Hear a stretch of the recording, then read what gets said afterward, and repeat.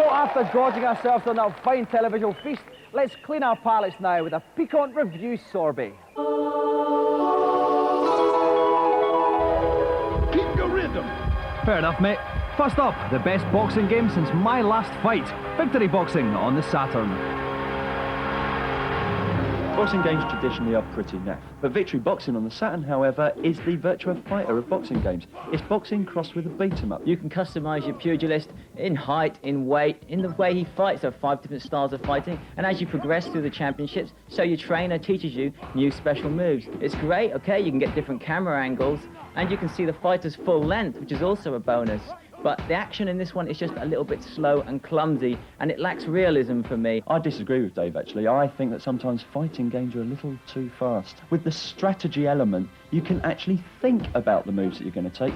I actually really like Victory Boxing. It is the thinking man's fighting game. Down and out. What a throw. Look at that. Hip throw. The crowd is going wild. What a sizzling uppercut. Next up, the best first-person perspective shoot 'em beat 'em up since my last fight. Hexen, Heretic 2 on the PC.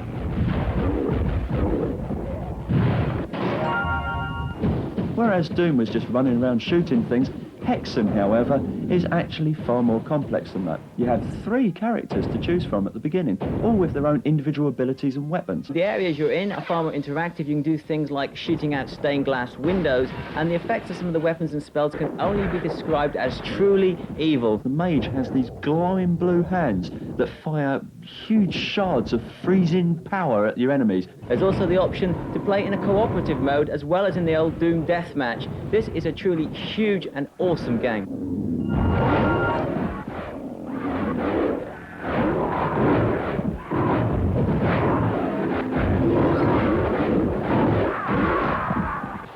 And finally, the best baseball game since my last fight. World Series Baseball on the Saturn.